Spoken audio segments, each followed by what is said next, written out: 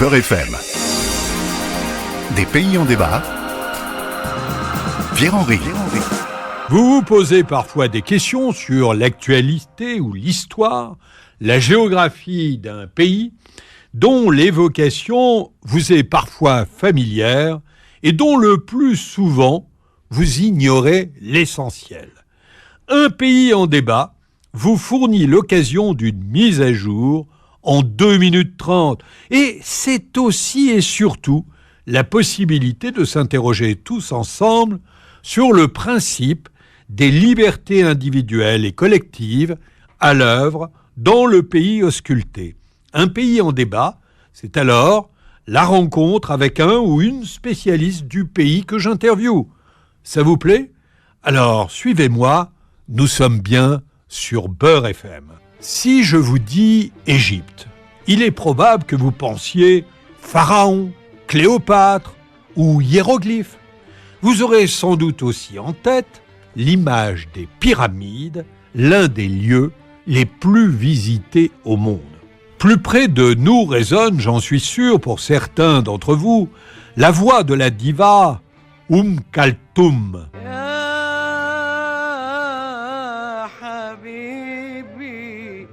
Kalthoum, c'est un témoin de première classe.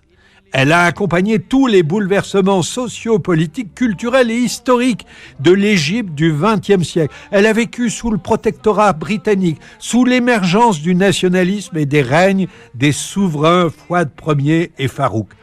Mais c'est sous le mandat de Nasser, qui libère le pays de sa monarchie en 1952, que celle que l'on appelait l'astre d'Orient s'affirme dans un rôle politique. Elle devient, durant cette période, une icône patriotique. Mais de l'Égypte, que sait-on d'autre ? Saviez-vous que c'est un pays grand comme 2 fois la France ? Que le Nil traverse sur 6650 kilomètres et que sur ses rives se presse la quasi-totalité de ses habitants. Et savez-vous combien ils sont ? 100 millions. 100 millions à vivre principalement sur les rives d'un fleuve, un point stratégique des défis environnementaux actuels et futurs. Il y a 20 millions d'habitants au Caire, sa capitale. L'agriculture en Égypte, c'est 30% des emplois dans le pays. Mais elle produit aussi du gaz, c'est la 2e ressource d'Afrique, une grande partie est exportée. Le gaz, c'est 35% du total des exportations du pays. Le pétrole, 40%, l'agriculture, 15%. À ces frontières, les pays s'agitent. L'Égypte est bordée par la Libye à l'ouest, par le Soudan au sud, à l'est, la péninsule du Sinaï, sur la mer Rouge, connecte l'Égypte à Israël et la garde en contact avec une toute petite parcelle de la bande de Gaza. On se souvient du rôle du président, Anwar el-Sadat, premier dirigeant égyptien à se rendre sur le territoire israélien pour signer un accord de paix avec Shimon Peres, et ce, au prix de leur vie. Après les révoltes de la place Tahrir et la victoire des frères musulmans en 2012, c'est un coup d'État militaire qui renverse Mohamed Morsi, alors président. Aujourd'hui, le président de la République arabe d'Égypte s'appelle Abdel Fattah Al-Sisi, un militaire de carrière. Il exerce son pouvoir d'une main de fer, sous couvert d'une lutte contre le terrorisme. Il condamne tout type d'opposition au régime. Mais aujourd'hui, nous allons nous intéresser aux Égyptiennes, à leur liberté, avec, comme invité, Serenade Chafik. Écrivaine, militant pour le droit des femmes et pour la laïcité, Serenade Chafik, vous avez participé et vous participez à un certain nombre de combats civiques. Dans vos essais, vous interrogez la place des femmes dans les révoltes du printemps arabe en Égypte et ailleurs, mais aussi vous vous interrogez sur le respect des droits de l'homme en Égypte, votre pays d'origine. Vous êtes fondatrice de l'association Les Dorines, qui est basée à Paris, et nous allons parler justement de la place des femmes et de leurs droits dans l'Égypte contemporaine.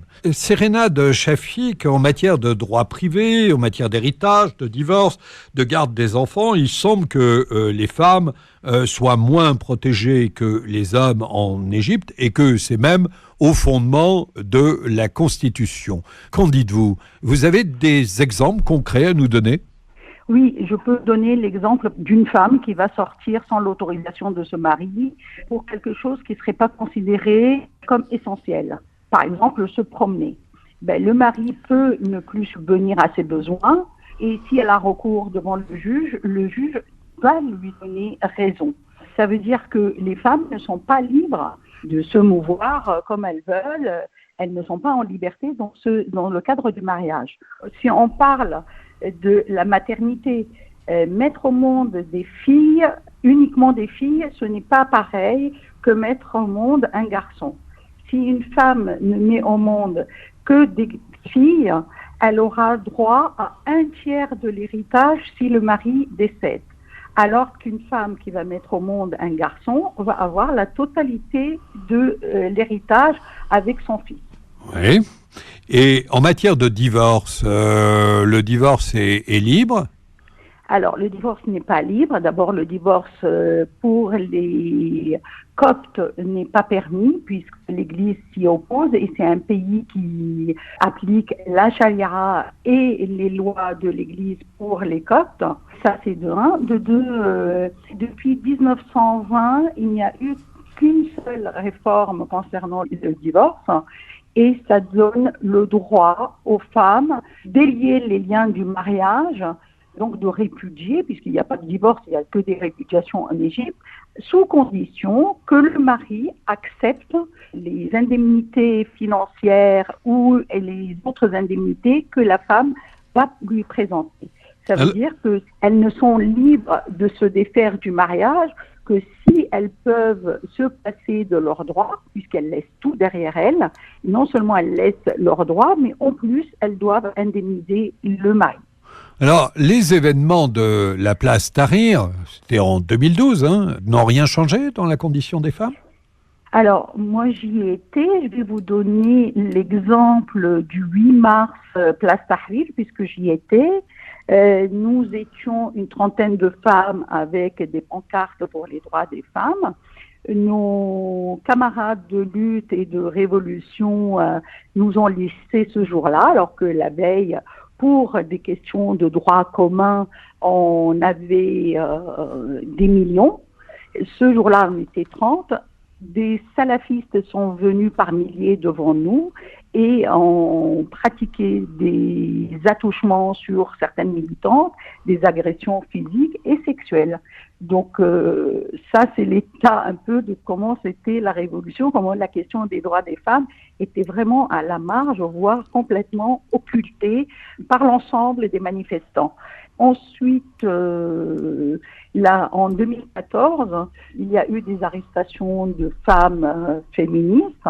En 2018, l'arrestation aussi de féministes qui étaient contre le harcèlement de rue, à savoir que l'Égypte est un des pays les plus dangereux pour les femmes dans la rue.